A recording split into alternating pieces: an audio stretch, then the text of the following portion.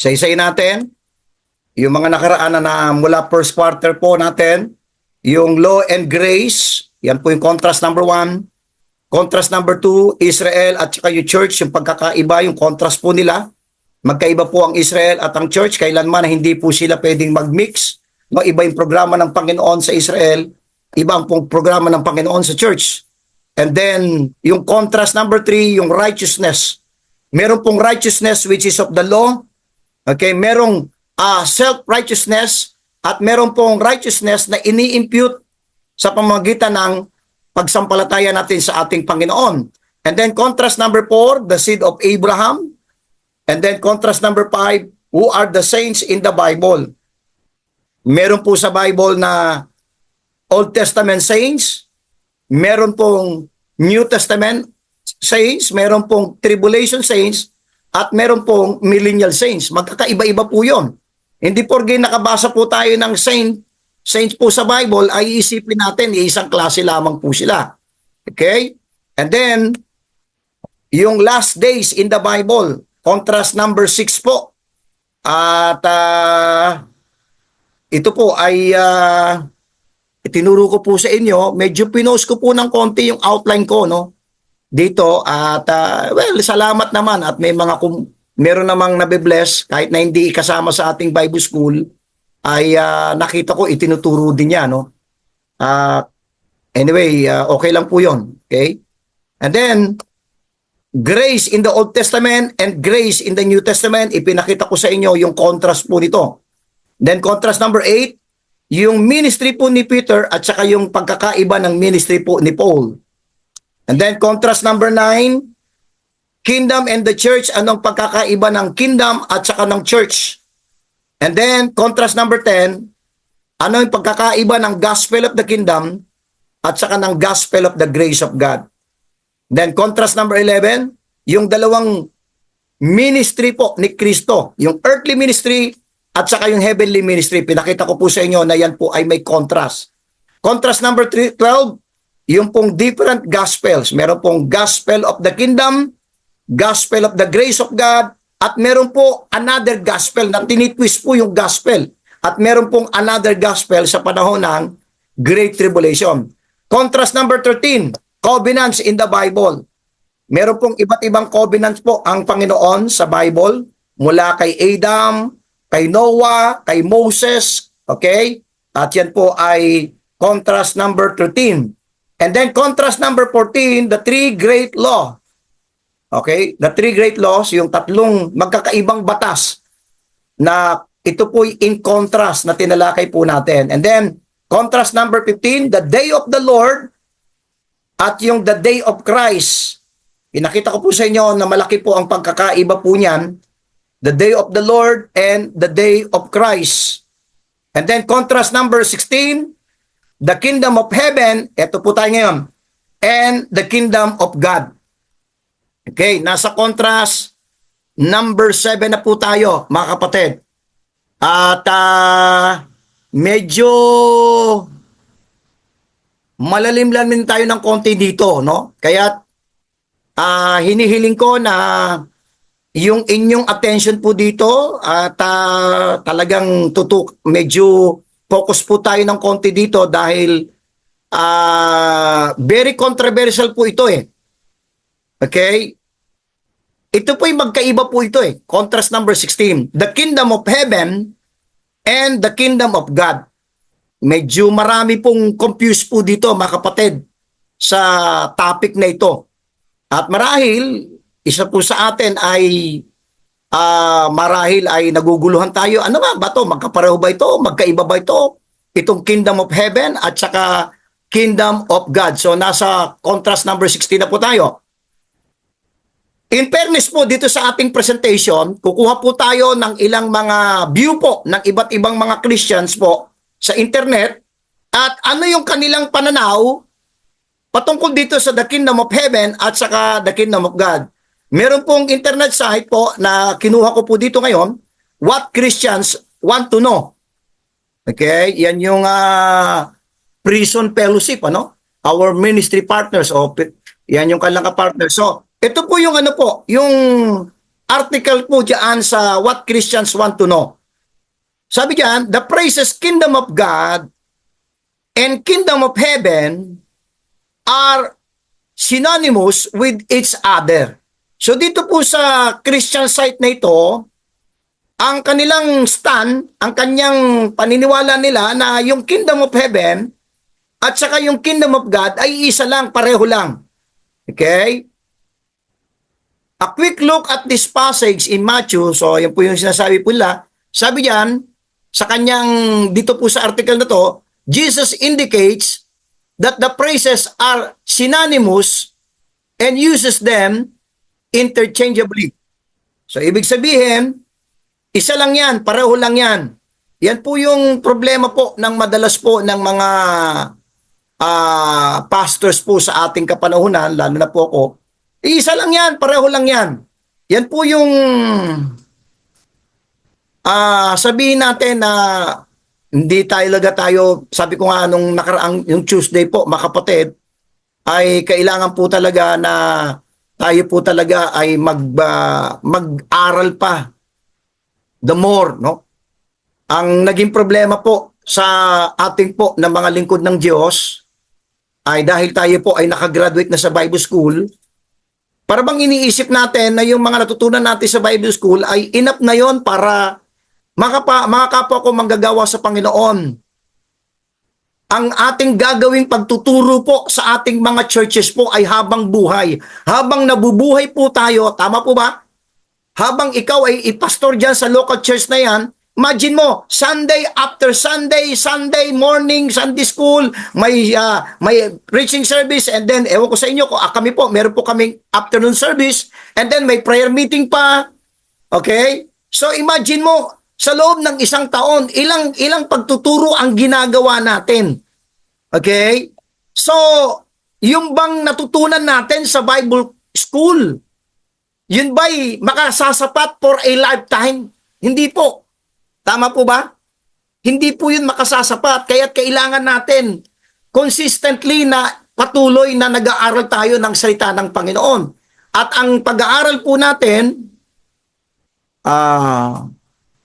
need ng meeting ID. Hindi ko po alam basta passcode lang po yung itatype po niya, no? I-click lang yan, then may passcode po doon. Nakalagay na po doon sa FB group. So, ipasa nyo na lang po. Anyway, so, kaya't kailangan po talagang tayo po ay mag-aral, no? At hindi lamang po tayo babase sa malaking tulong po yung ating natutunan sa Bible School. At hindi ko po yun binabaliwala. Maging ako, malaki po ang tulong sa akin yung nakagraduate po ako sa Bible School po. Malaking bagay po sa buhay ko po yun. Pero hindi po doon nagtatapos yung pag-aaral ng salita ng Panginoon. So, ito po yung madalas na katwiran Kapag ka po ang isang pastor ay talagang hindi talaga knowledgeable po, wala po talaga siyang full knowledge doon sa issue na yun, sasabihin na lang niya, ito na lang ang parang last resort O, isa lang yan, pareho lang yan. Nalulungkot po ako, mga kapatid, sa bagay po na yan. Katulad po itong article na to, yung kingdom of heaven at saka kingdom of God ay synonymous, ibig sabihin, one and the same. Another internet site po. Ito po, kay John MacArthur po. Grace to you.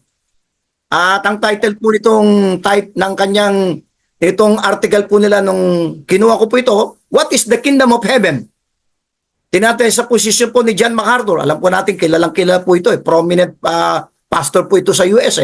At maging dito sa Pilipinas, maraming nag-idolize po dito sa taong ito. No? Si John MacArthur. Okay, basahin po natin. Matthew uses the phrase Kingdom of Heaven 32 times, etc., etc. Sabi niya, there is no significant difference between the kingdom of God and the kingdom of heaven. Yan po yung kanilang, yan po yung nakalagay po doon sa internet. Wala daw significant difference between the kingdom of God. Tama ba ito? Itong statement na to, itong article na to na wala namang pagkakaiba itong kingdom of God at saka kingdom of heaven. Sabi niya, they are the same kingdom. Okay? Another internet po, site po, no? Sa internet, Life, Hope, and Truth. Ang tanong ng article nila, is there a difference, excuse me po, is there a difference between kingdom of God and the kingdom of heaven? Ang sagot nila ay no. Okay? Walang pagkakaiba. Both terms describe the government of God. One emphasizes the ruler of that kingdom, okay, and the other emphasizes the present location of the throne of that government, heaven. So, walang pinag-iba, okay? Same kingdom, different names. Iisang kingdom lang, magkaiba lang daw yung katawagan. So, yan po yung ano na yan, no? So, ngayong gabi po, ay aralin po ito natin to talaga ng masusi po no? Hindi po tayo, alam po ninyo, ako po, kapag ka po ako ay medyo may controversial na issue sa isang usapin, sa isang doktrina, ang unang-unang ginagawa ko ay itatype natin. Total, madali naman po tayo ngayon. Meron itong laptop natin, itong laptop ko, may Bible CD. Yung mga cellphone natin, meron na pong naka-upload po na, naka-download po na Bible po, no? Okay? So, itype lang po natin yung Kingdom of God. Hindi lang po tayo, mga kapatid, ito po yung napakahalaga po sa pag-aaral po ng salita ng Panginoon. I hope maging blessing po sa atin. Tingnan po natin yung overall. Ito ba'y ilang beses ba itong binanggit ng Diyos sa Bible? Okay? Mahirap kasi yung mag-i-stand tayo sa mga ilang dadampot lang. Ang problema, mga kulto po, diyan magagaling dampot lang ng dampot ng talata So, tingnan natin sa Bible, the kingdom of God. Okay? The kingdom of God appears 69 times in our King James Bible. Okay? Yung the kingdom of God. Matthew 6:33, Matthew 12:28, so 69 times po itong nag-appear po sa Bible. At kay Paul ay nag-appear din po itong kingdom of God, Romans 14:17, 1 Corinthians 4:20, 1 Corinthians 6:9, 1 Corinthians 6:10, 1 Corinthians 15:50, Galatians 5:21, Colossians 4:11, and 2 Thessalonians 1:5. In your personal study, you can look at all of these references. Mahalaga po yan, mga kapatid, no? Yung bagay po na to. So tingnan po, binasa po ng lingkod po natin yung mga references na yan, mga kapatid. Kasi hindi natin maunawaan yung kingdom of God kung 3-4 na sa talata lang yung pinagbabasihan mo. Paano mo nasabing pareho? Isa lang yan, pareho lang yan. Pagkatapos, pagka tinuro mo na pinatunayan mong pareho, pero 3 talata, 4 na talata lang pala yung pinagbasihan natin. Okay? And that's nakakalungkot po sa bagay po na yan, mga kapatid. Ano po? 69 times po, And then, the kingdom of heaven, the term the kingdom of heaven appears 32 times. So, mas marami po ang pagkakabanggit madanong ng the kingdom of God dahil 69 times po itong nag-appear yung the kingdom of God. Sandali lang po, excuse me po, ina lang po ko. 69 times po sa King James Bible, and then yung kingdom of heaven 32 times po nag-appear po sa Bible. At note po, it only appears, ito po yung naglumitaw lamang in the book of Matthew. Yung the word, the kingdom of heaven. Okay? Hindi mo ito mababasa yung the kingdom of heaven sa Mark, sa Luke, at saka sa John. Okay? Mahalaga po yun.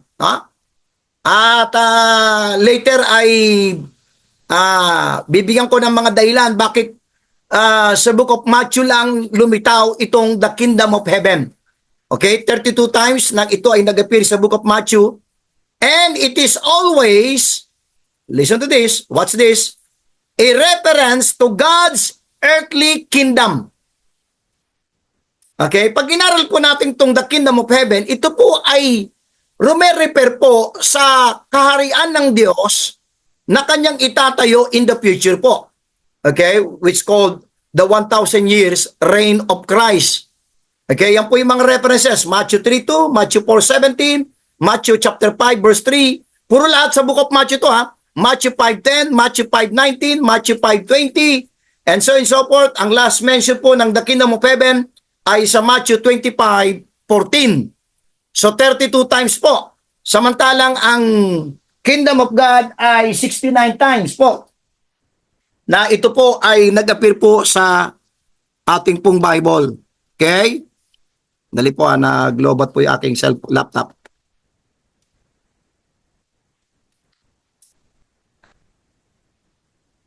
Okay. Now, magpatuloy po tayo. Nag-appear lamang po ito sa book of Matthew, yung the kingdom of heaven. Now, let's talk about the general overview nitong the kingdom of heaven and the kingdom of God. General overview muna tayo. Tingnan natin muna yung mga references bago tayo gumawa mamaya ng conclusion. Okay? Ano ba itong kingdom of God at saka kingdom of heaven? When the term the kingdom of God appears in the Bible, it is general reference to God's domain, the realm of His influence. Pag sinabi pong the kingdom of God, ito po yung kanyang kabuang paghahari sa sangkalahatan. Okay? Sa sangkatauhan, sa buong universe, no? Sa lahat po ng creation ng Diyos. The righteous world system, Christians, and heaven. This term can apply both to redeem Israel and the church, the body of Christ. Ito pong kingdom of God ay pwede pong i-apply sa Israel at saka sa church, the body of Christ. The phrase, the kingdom of God, is in contradistinction to the realm in which Satan and his cohorts operate. The evil world system, lost or unregenerated mankind, hell, the lake of fire, fallen angels.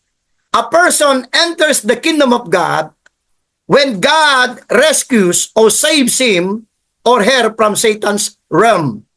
Having sins forgiven, being declared righteous before God, fellowship with God, able to participate in His will, not going to hell anymore, and so on. So makikita po natin na ito pong kingdom of God, sa general overview, mamaya po tayo talaga lalaliman natin ng konti. Pero ngayon, tingnan lang po na natin yung general overview po nitong the kingdom of God. Ito po ay God's domain, the realm of His influence. While ito pong the kingdom of heaven, now, the other term, the kingdom of heaven, goes back to a concept first introduced when Moses wrote about the days of heaven upon the earth. Sa Deuteronomy 11:21. Moses referred to the day when God's earthly kingdom would be established through Israel. Okay? Ito pong the kingdom of heaven, ito po specifically para sa nation Israel na kung saan ay ipinangako ito ng Panginoon. Ito po yung companion passages ng kingdom of heaven. Job chapter 19 verse 25 to 27, Isaiah chapter 11, Isaiah chapter 33, Isaiah chapter 35, and Isaiah chapter 61. Dito po sa kingdom of heaven, there will be no sickness, and the curse of sin will be lifted. Ito po yung kingdom of heaven. It will literally be heaven on earth. Ito po ang kingdom of heaven. Ito po ay kaharian ng Diyos dito sa langit, sa lupa, at in that day, the God of heaven would have His kingdom present on earth for all to see. Ito pong kingdom of heaven, it will be a literal, physical, visible, earthly kingdom modeled after the reigns of King David and King Solomon. Ito pong kingdom of heaven, ito po ay literal, physical, visible, earthly kingdom na nakapattern po sa paghahari po, kaharian na David at ni King Solomon. Sabi po ni Daniel when interpreting King Nebuchadnezzar's dream, said in Daniel chapter 2 verse 44. Maganda, lagyan niyo po ng tanda po itong Daniel 2:44 dahil connected po ito sa the kingdom of heaven. And in the days of these kings, shall the God of heaven set up a kingdom. Ito po sa future nakaprophesy po ito Itong kingdom na to na itatayo ng Diyos. And in the days of these kings, shall the God of heaven set up a kingdom which shall never be destroyed, and the kingdom shall not be left to other people, but it shall break in pieces and consume all these kingdoms, and it shall stand forever. This is yet future. Okay? Jesus Christ is coming again to destroy all this world's evil governments, and He will establish His righteous kingdom on this earth. Okay? Yan po yung general overview po ng Kingdom of God at saka Kingdom of Heaven. Now, number 2, dito po tayo yan sa problema. Bakit nagkaroon ng confusion po? Unang, tinignan natin yung general overview. Ngayon dito tayo sa the Kingdom of God and the Kingdom of Heaven are interchangeable in other verses. Hindi ko dinideny na may mga pagkakataon po sa Matthew at sa remaining gospel po, Matthew, Mark, Luke, and John, ay nag-i-interchange po itong the Kingdom of God at saka the Kingdom of Heaven. At yun yung nagkaroon ng problema, kaya nagkaroon ng conclusion dahil nag-i-interchange sa 4 Gospels, itong Kingdom of God at saka Kingdom of Heaven, kinongclude na ng maraming mga theologians at ibang mga mangangaral na iisa lang yan. So tingnan po natin yung mga talata sa Bible na yung Kingdom of God at saka Kingdom of Heaven ay nag-i-interchange. When Jesus said to the unbelieving Pharisees in Matthew chapter 12, verse 28, buksan po natin mga Bible po, Matthew chapter 12. Ito po yung mga pagkakataon na yung Kingdom of God at saka Kingdom of Heaven ay nag-i-interchange. Sa Matthew chapter 12, verse 28, samahan niyo po kung buksan din ang yung mga Bible po, no? Verse 28, but if I cast out devils by the Spirit of God, then the kingdom of God is come unto you. God's influence in the form of that coming earthly kingdom of Christ was the means whereby God will cleanse earth of Satan's influence. So sometimes, sa ibang mga talata, ito po yan. Okay? The kingdom of God could apply to both God's influence and that literal, physical, visible, earthly kingdom. Parallel verses po sa Luke 11:20 says the kingdom of God. Okay? Kaya nagkakaroon ng nag-i-interchange. Sa Matthew chapter 13 verse 11, ang pagkakabanggit po ay kingdom of heaven. Pero pagdating sa Luke chapter 8 verse 10, kingdom of God. O, basahin po natin. Matthew 13:11. Dito po maraming nalito dahil sasabihin sa inyo pagka na-encounter po nyo, pag sinabi natin, hindi para o yan, magkaiba po yung kingdom of God at saka kingdom of heaven.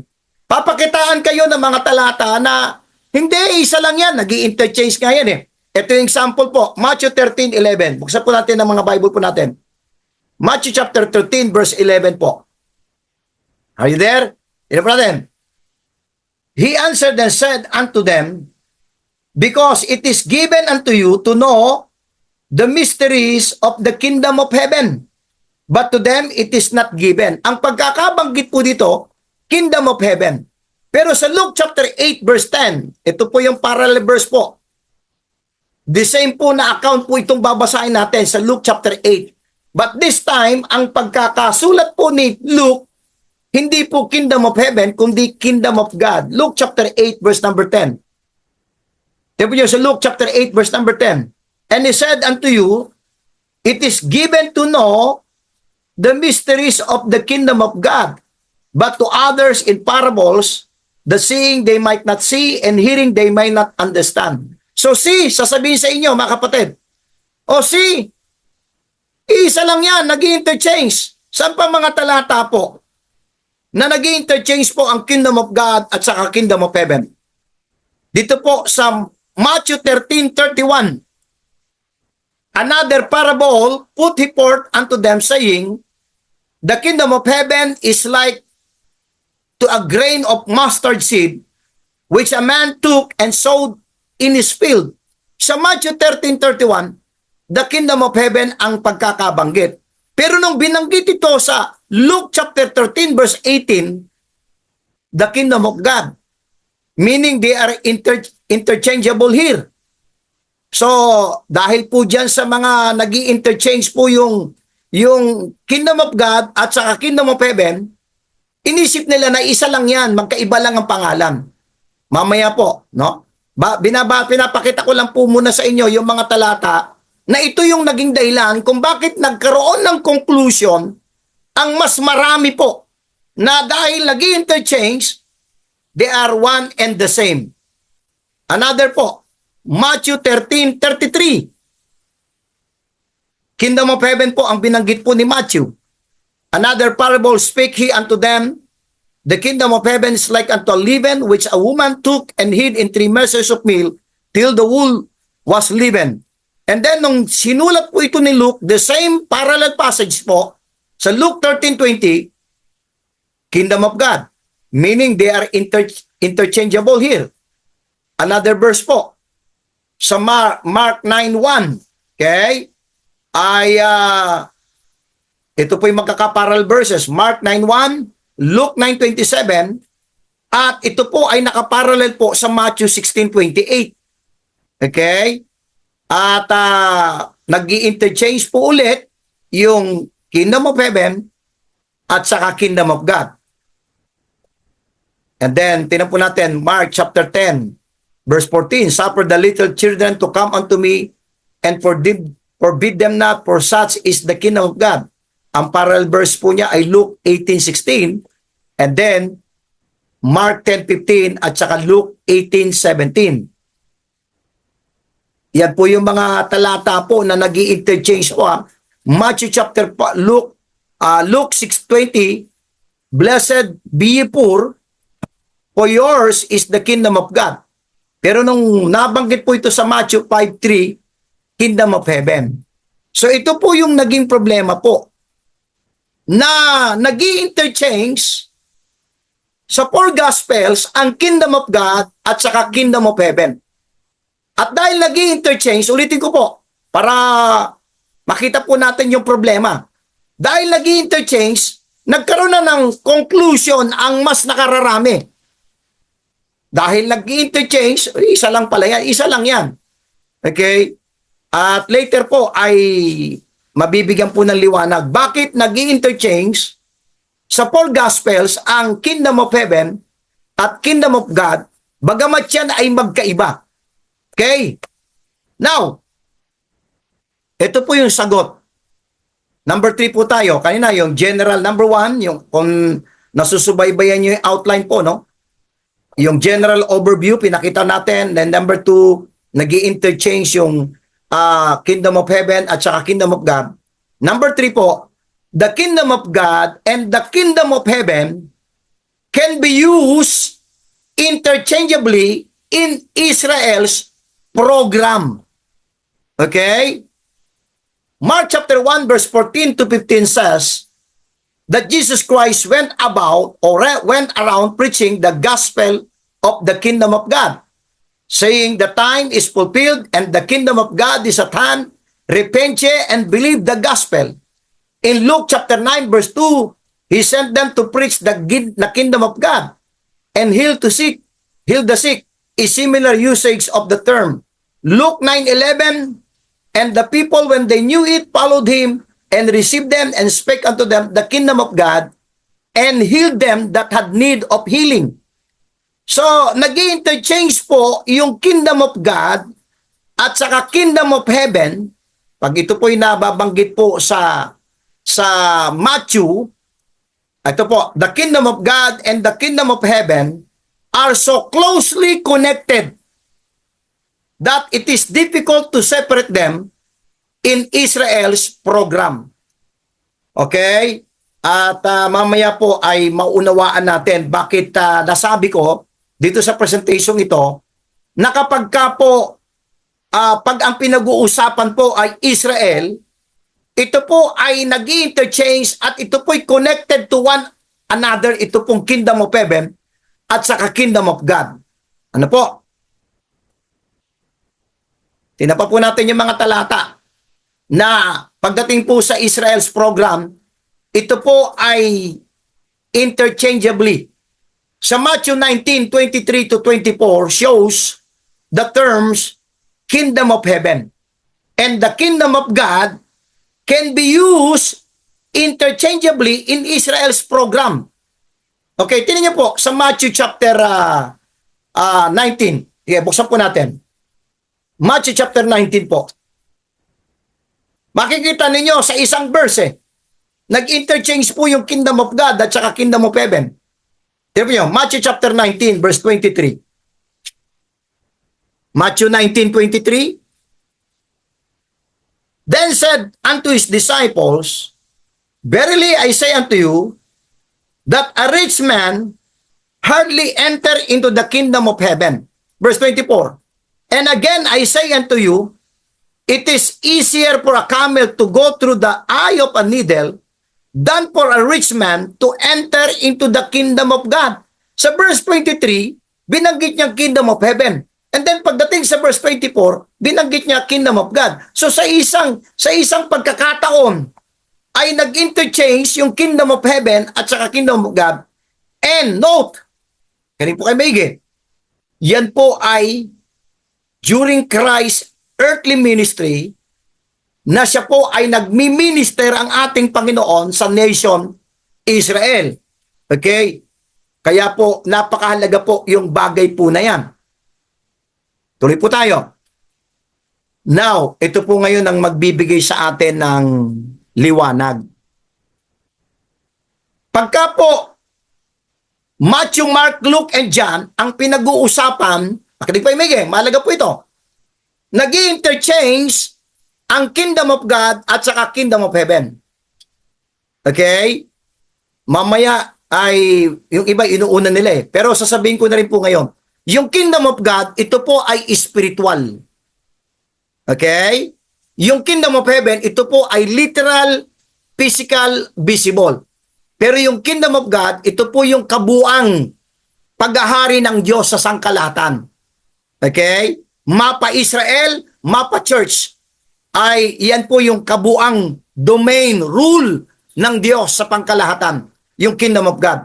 Yung Kingdom of Heaven, ito po yung specific na paghahari ni Kristo na kanyang itatayo dito sa earthly kingdom. Now, ang magbibigay nito ng magandang pagliliwanag sa atin, ito pong the Kingdom of God and Paul's ministry po. This following section, nasa number 4 na po tayo ha. Number 1, para nasusubaybayan ninyo yung outline po, general overview. And then number 2, nag-i-interchange. Pinakita ko sa inyo yung mga talata sa Gospels lang po yan ha. Matthew, Mark, Luke, and John. Nag-i-interchange po yan. Number 3, dahil yan po ay sa Israel's program. Number 4, dito po tayo sa the Kingdom of God and Paul's ministry. This following section documents how the body of Christ, what's this presentation, is associated with the Kingdom of God. Ano po yung, pagdating po kay Paul, ano po yung kanyang paliwanag sa Kingdom of God? Ito po yung heavenly aspect the Kingdom of God has for us in the heavens. Okay, Ephesians chapter 2, 6-7. On 13 occasions, the phrase, the Kingdom of God, is connected with Paul's ministry and epistles and us, the church, the body of Christ. Sa Acts chapter 14 verse 22, confirming the souls of the disciples and exhorting them to continue in the faith and that we must through much tribulation enter into the kingdom of God. This will be the body of Christ participating in the kingdom of God, experiencing much trouble or persecution before going to heaven forever. Acts 19:8, connected, pagka ito po'y connected kay Pablo, yung kingdom of God, ay mamaya papakita ko po sa inyo. Now, and now behold, sabi niya, ang kausap niya po dito ay makikita natin, no, yung mga church leaders po sa Ephesia, no. Okay, the kingdom of God, just as the kingdom of heaven, is Israel's part of the kingdom of God. Now, listen to this. Ito po. Ito po yung mga talata po na pagdating po sa Pauline epistles po. By the way po, mga kapatid, si Apostle Pablo po ay never po nag-mention. Ito po, mahalaga po ito. Si Apostle Pablo po, kailanman ay hindi po siya nagbanggit ng kingdom of heaven. Okay? Mahalaga po yung hindi niya pagbanggit ng kingdom of heaven dahil ano ba yung kingdom of God para sa atin, the church? Sabi sa Romans 14:17, for the kingdom of God is not meat and drink, but righteousness and peace and joy in the Holy Ghost. So it means to say, ang kingdom of God para sa atin sa body of Christ, ito po ay spiritual. Okay? Hindi po ito physical na dito sa earth na itatayo ng Panginoon. Ito po ay spiritual. Sa 1 Corinthians 4:20, sabi diyan, for the kingdom of God, si Pablo po for the kingdom of God is not in word, but in power. 1 Corinthians 6:9, know ye not that the unrighteous shall not inherit the kingdom of God? Be not deceived, neither fornicators, nor idolaters, nor adulterers, nor effeminate, nor abusers of themselves with mankind. Ito po yung mga nabanggit po ni Paul pagdating po sa kingdom of God. Nor thieves, nor covetous, nor drunkards, nor revilers, nor extortioners shall inherit the kingdom of God. 1 Corinthians 15:50. Now this I say, brethren, that flesh and blood cannot inherit the kingdom of God, neither that corruption inherit incorruption. Another verse, Galatians 5:21. Envyings, murders, drunkenness, revelings, and such like of that which I tell you before, as I have also told you in time past, that they which do such things shall not inherit the kingdom of God. Galatians 5:21. Colossians 4:11. And Jesus, which is called Justus, who are of the circumcision, these only are my fellow workers unto the kingdom of God, which have been a comfort unto me. 2 Thessalonians 1:5, which is manifest token of the righteous judgment of God, that ye may be counted worthy of the kingdom of God, for which ye also suffer. This would be how the body of Christ, listen to this, is associated with the kingdom of God, suffering persecution before being caught up and glorified in heaven. Now, let's go to the conclusion po. Pinakita ko sa inyo yung overview, yung mga talata na nag-i-interchange po yung Kingdom of Heaven at saka Kingdom of God. Pero yung Kingdom of God, ito po ay spiritual. Yung Kingdom of Heaven, ito po ay literal, physical, visible. Pero pag ito po ay nakaprogram po sa Israel, nag-i-interchange po siya. Okay? The term, the Kingdom of God, includes all of God's workings. Let's turn to Psalms 47 verse 2. Ano ba yung kingdom of God? Usapan natin yung mga Bible po. Psalms 42 o 47 po. Psalms 47. Pag sinabi po bang kingdom of God, ano ba ito? Psalms 47 verse number 2. For the Lord Most High is terrible. He is a great king over all the earth. So pag sinabing kingdom of God, ito po yung kabuuan, pangkalahatang paghahari ng Diyos sa buong sinukob, sa lahat ng creation ng Diyos. Psalms 103. Psalms 103.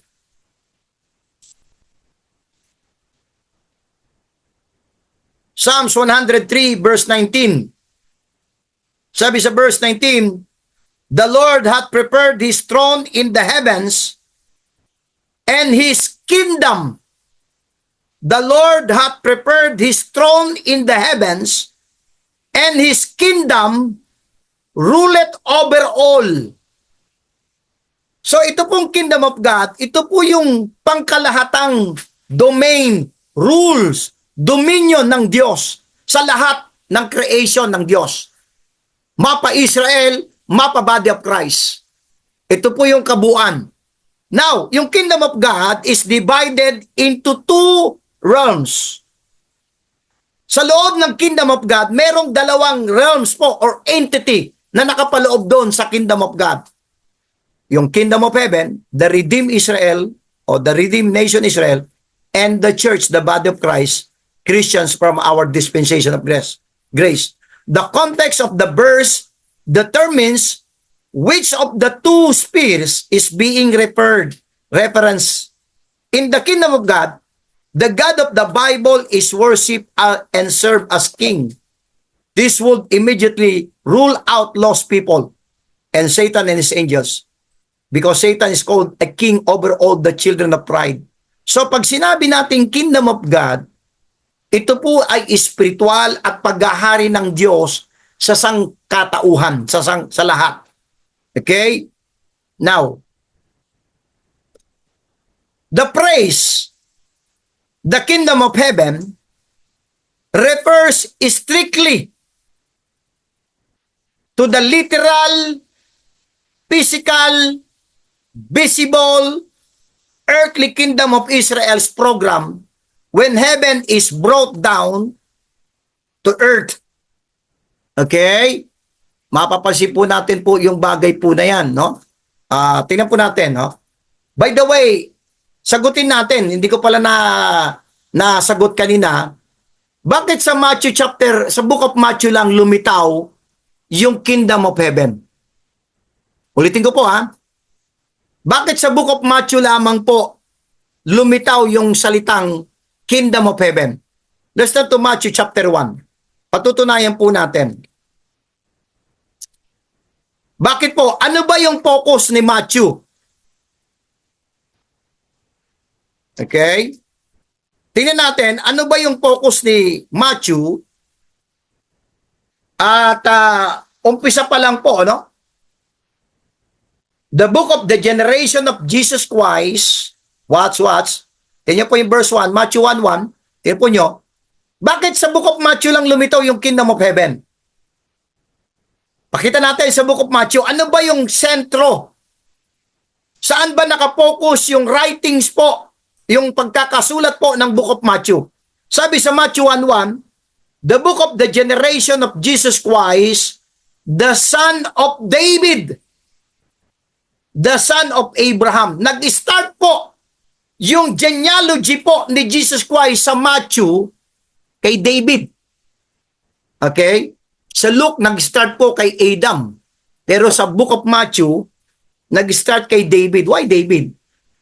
Why David? Bakit nag-start po yung genealogy ni Jesus Christ kay David? Let's turn to 1 Samuel chapter 7. 2 Samuel chapter 7. Balikan po natin yung 2 Samuel chapter 7. Sige po. Para maunawaan natin, bakit na-mention lang po yung kingdom of heaven sa book of Matthew? Unang-unang verse sa book of Matthew, yung genealogy ni Jesus Christ, nag-start kay David. Tama? Bakit po? 2 Samuel chapter 7. Familiar verse po ito, lalagi natin kino-quote. Okay, 2 Samuel chapter 7. Para maunawaan po natin. Ang sabi po 2 Samuel chapter 7, verse number 12. Are you there? Buksan po natin. 2 Samuel chapter 7, verse number 12. And when the days be fulfilled, and thou shalt sleep with thy fathers, I will set up thy seed after thee, which shall proceed out of thy bowels, and I will establish his kingdom. He shall build an house for my name, and I will establish the throne of His kingdom forever. Kaya, promise ito ng Panginoon kay David na sa kanyang lahi, sa kanyang seed, ay may lilitaw na magtatayo ng kaharian. Kaya, yung unang-unang talata sa Book of Matthew, ay yun po agad yung unang verse na makikita mo, the Son of David. Why? Because siya po yung katuparan ng prophesy ng pangako ng Panginoon kay David na magtatayo ng kaharian. So yun po yung unang nakikita kong dahilan bakit sa Book of Matthew lumitaw yung the kingdom of heaven. Pangalawa, buksan po natin sa Matthew. Balik po tayo sa Matthew. Tignan po nyo.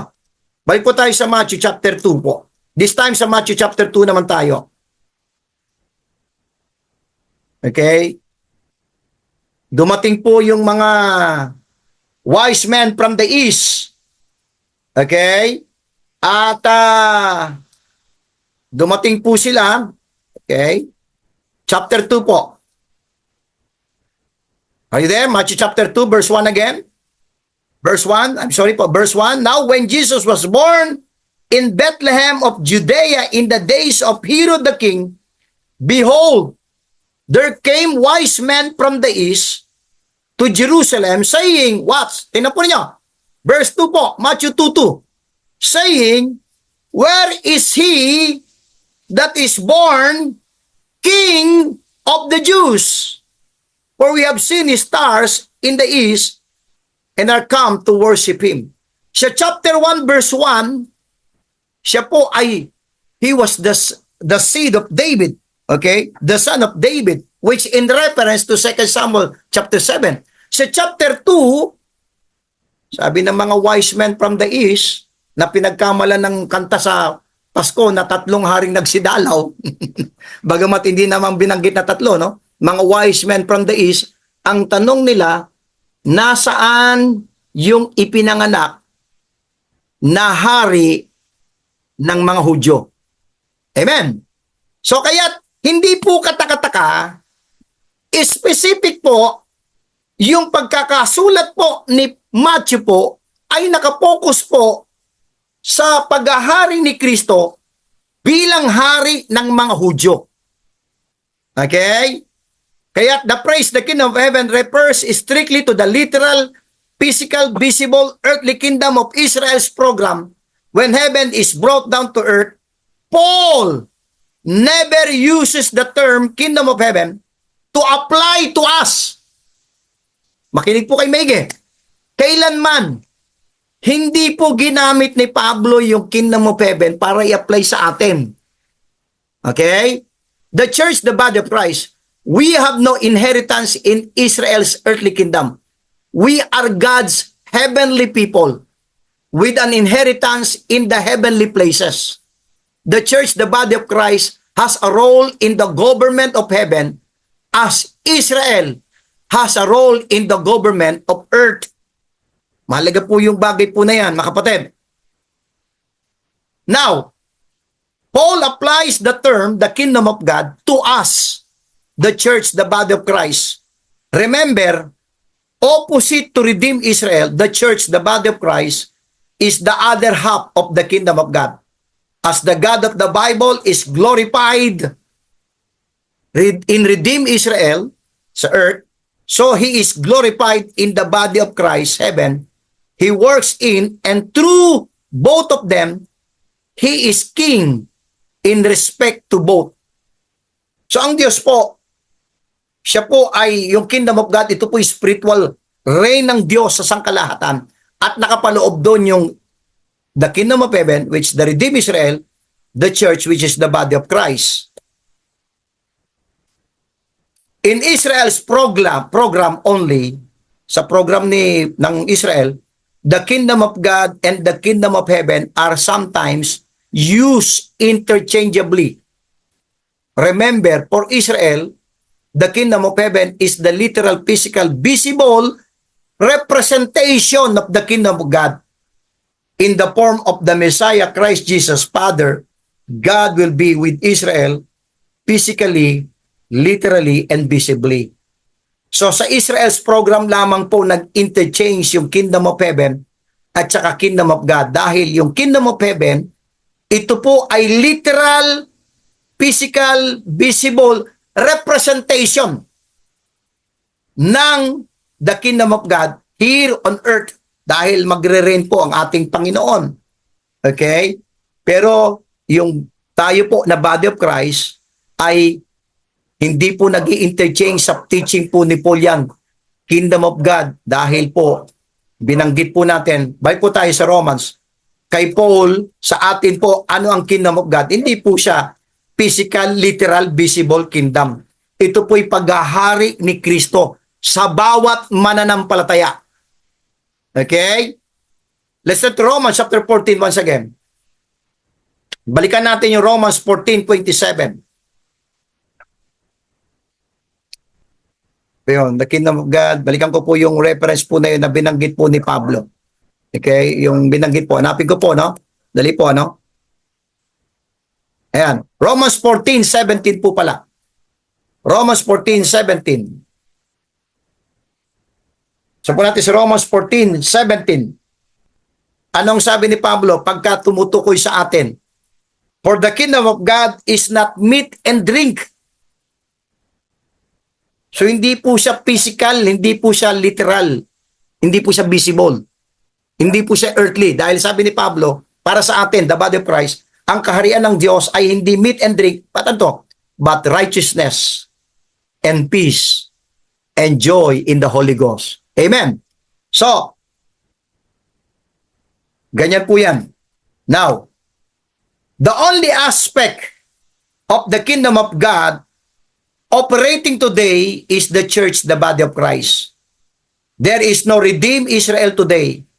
Dahil yan ay sa future pa pagdating po sa millennial kingdom. Israel is currently fallen and she will be restored after our dispensation. Today, makinig po kayo, there is no kingdom of heaven being preached, no earthly kingdom about to be established. Hence, Paul never used kingdom of heaven with reference to us in his epistle. Now, tingnan po natin yung, ito po yung kingdom of God. Yung kabuuan po, mga kapatid. Basahin po natin po to. Psalms 11 verse 4.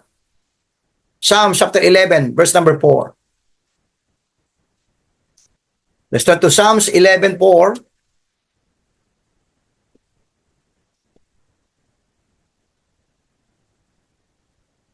Okay, Psalms chapter 11 verse number 4.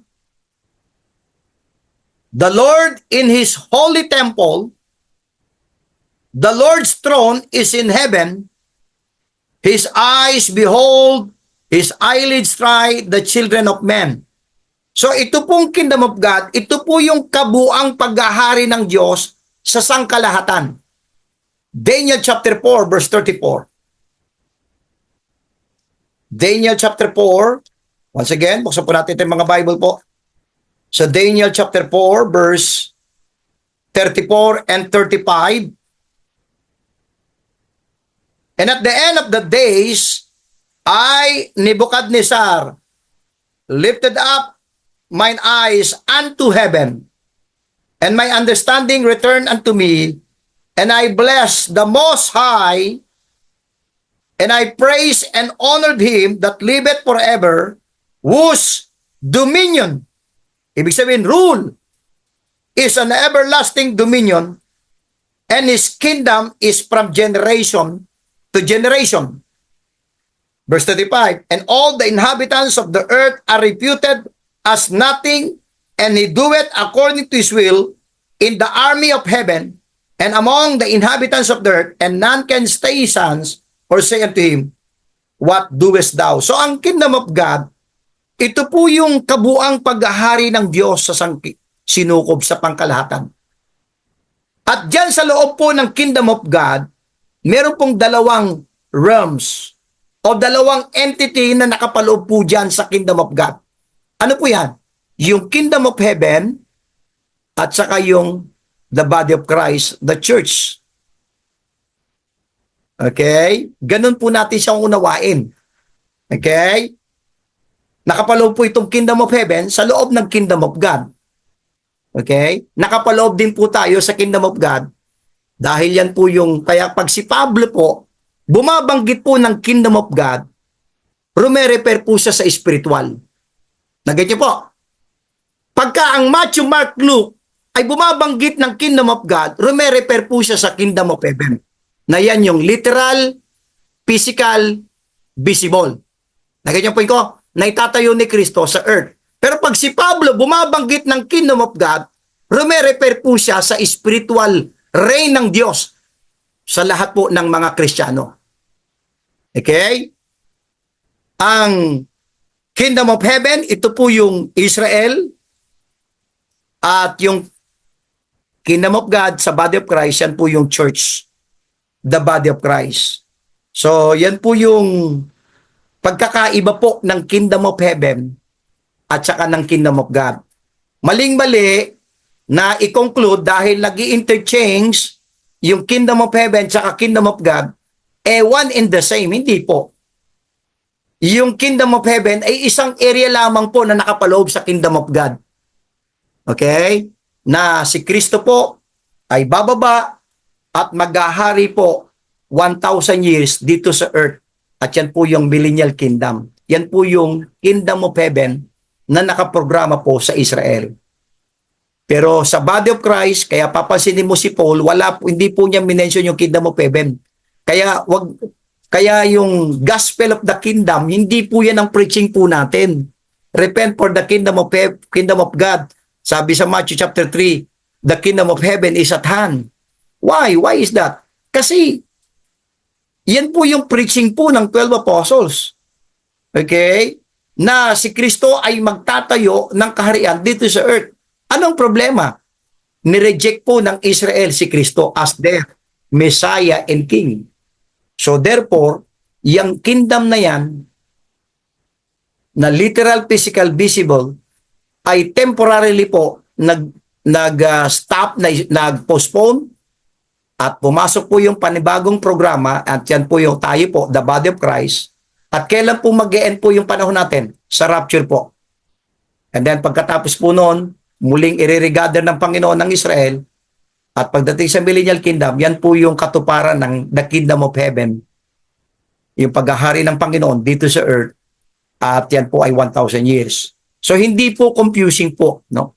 Kaya lang po nalilito dahil hindi po nila kailangan basahin natin lahat ng mga talata.